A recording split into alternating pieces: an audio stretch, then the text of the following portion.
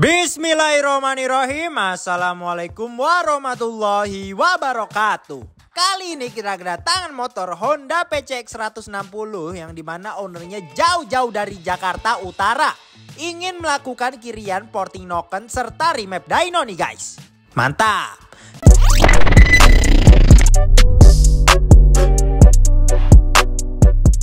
Jadi langsung saja kita lakukan pembongkaran pada bagian bodinya terlebih dahulu. Dan ini dia gambaran perinjeksiannya. Bisa terbilang ini mulus ya guys. Terus kita lakukan pencopotan knalpotnya. Dan setelah knalpotnya tercopot, kita lanjut copot cover radiatornya. Serta kita copot radiatornya juga nih guys. Guys, anjay. Dan kita tuangkan airnya dan ini dia. Ini dia. Cur. Aja warnanya hijau-hijau kelabu guys. Nah, untuk mempermudah pembongkaran, kita lakukan pencopotan pada box filternya terlebih dahulu nih besti. Box filter udah kecopot, lanjut kita copotkan water pumpnya nih guys dari motornya. Setelah water pumpnya dan part-part lainnya udah kecopot, lanjut kita lepaskan bagian head, block dan juga sehernya. Nah ini dia guys, kita tarik keluar dulu bloknya. Dan setelah bloknya tercopot, kita lakukan pencopotan sehernya nih guys. Wadah. Akhirnya sehernya tercopot nih guys. Dan ini dia. Kondisi sehernya ini masih terbilang bagus guys. Dan gak cuman itu, kondisi bloknya pun juga masih mulus dan masih oke. Jadi tidak ada yang perlu kita ganti di bagian blok set sehernya nih guys. Udah tenang baik pokoknya guys, tenang. Nah kita copot terlebih dahulu part-part bagian headnya. Dan ini dia kondisi headnya nih guys. Untuk kondisi headnya ini cukup kotor dan ini wajar guys. Karena ya dipakai wajar aja. Terus untuk kondisi per klepnya pun juga masih oke ya guys ya. Masih jos par. Dan untuk kondisi pelatuknya juga masih oke guys. Bearingnya nggak oblak gengs. Aman jaya dah pokoknya nih motor. Perfect. Jadi saat kita lakukan pembersihan pada bagian headnya terlebih dahulu ya guys. Dan setelah dibersihkan tentunya kita lakukan porting polish pada lubang in dan exhaustnya. Nah buat besti-besti yang belum ngerti apa sih itu porting polish dan kegunaan serta fungsinya, tonton video kita tentang pembahasan porting polish ya guys. Di situ kita jelasin secara detail pokoknya ampe lu pada pinter pokoknya. Nah setelah di porting polish tidak lupa kita lakukan pembersihan kembali untuk menghilangkan sisa-sisa gram-graman dari portingnya tadi guys.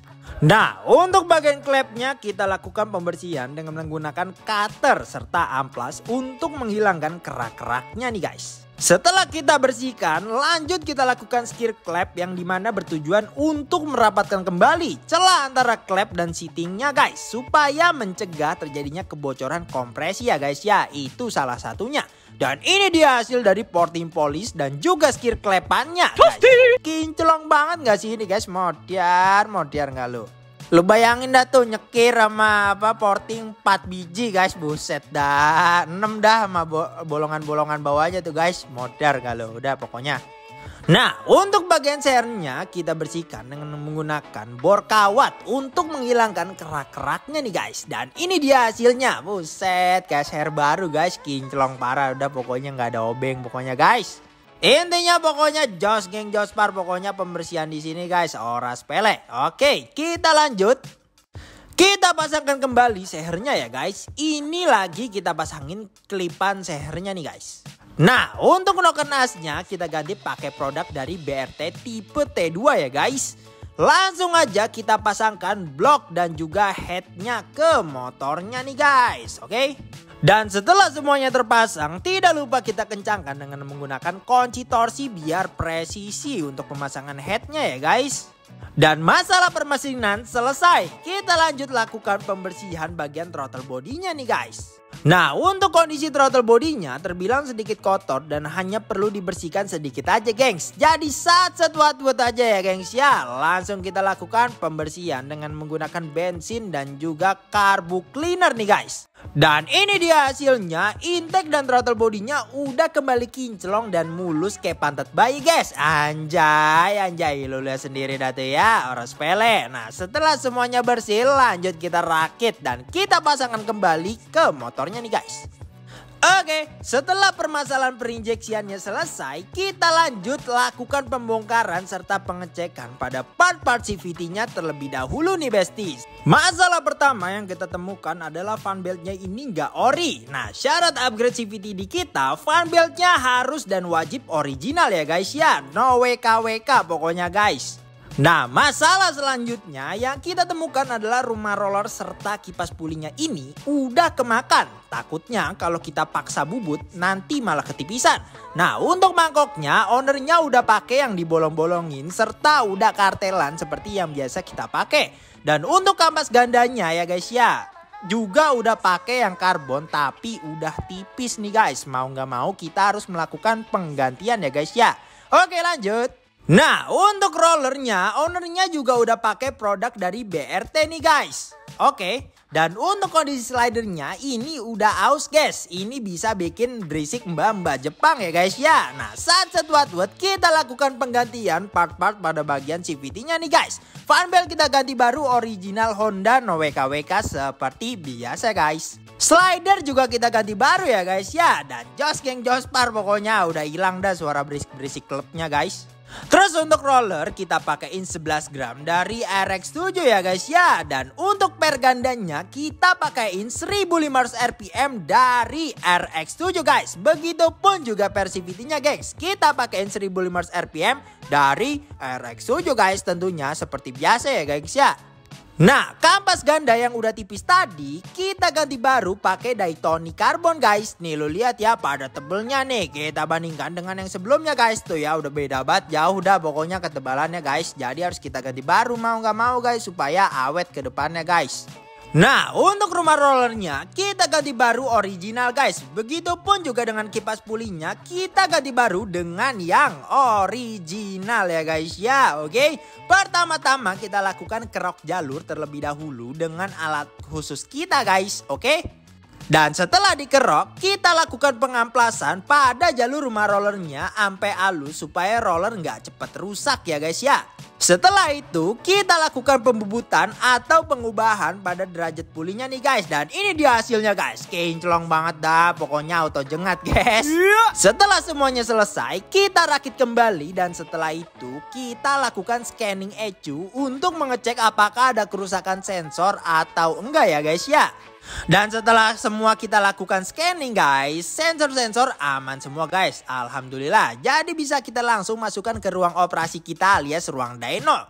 Untuk kita lakukan remap serta dyno.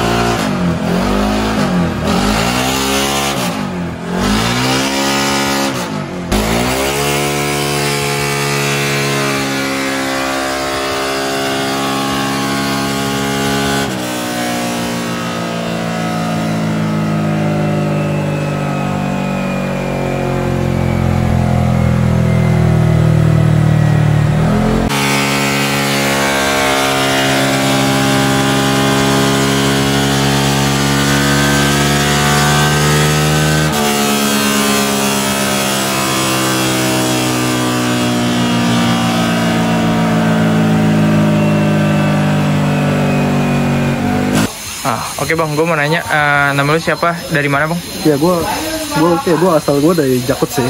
Jakut. Iya Jakut. Oke, gue mau nanya sebelum lu kesini rasanya tuh apa ya bang ya? Ya sebelum ke bengkel ini sih sering di motor gue ini siapa baunya itu betul-betul lambat sih ya. Baunya maksudnya naik ke kecepatan itu betul-betul lama banget. Kalau udah setelah kesininya afternya ya, yang gua rasain tuh sering di Bogor ya itu betul-betul lebih beda banget. Maksudnya kayak betul-betul 180 derajat dari sebelumnya ke bengkel ini gitu baunya itu lebih enak. Apalagi sama tadi pas di tes dynonya itu atasnya tuh misi mulu gitu, atas itu nggak yang tadi abang bilang tuh nggak loyo gitu. Oke. Udah itu aja bang. Iya itu aja. Oke, thank you bang ya. Thank you.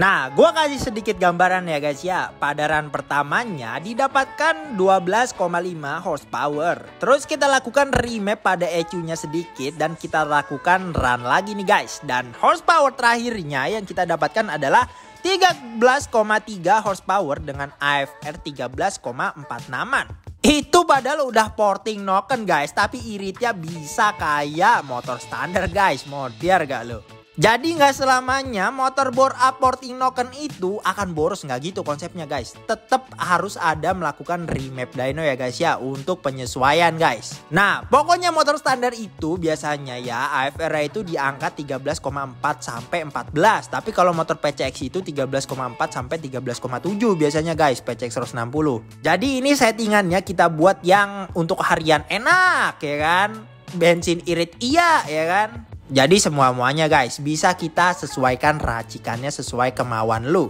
Misal lu mau motornya irit banget, oke, bisa kita buat, tapi ya apa namanya crossingnya di performa lu kurang paling gitu. Bisa juga, udah tenang baik. Pokoknya kalau Johan Garis tuh sesuai request guys, udah tenang baik pokoknya guys. Oke guys, mau dibuatkan konten apa ke depannya? Komen di bawah ya. Jangan lupa like, comment, share, dan juga subrek ya. Dan nyalakan loncengnya supaya lu pada tahu pas gua upload video Jos Geng Jospar gua. Nggak lu klik loncengnya, gua gedik lu. Thanks for watching dan salam Jos Geng Jospar. Wassalamualaikum warahmatullahi wabarakatuh.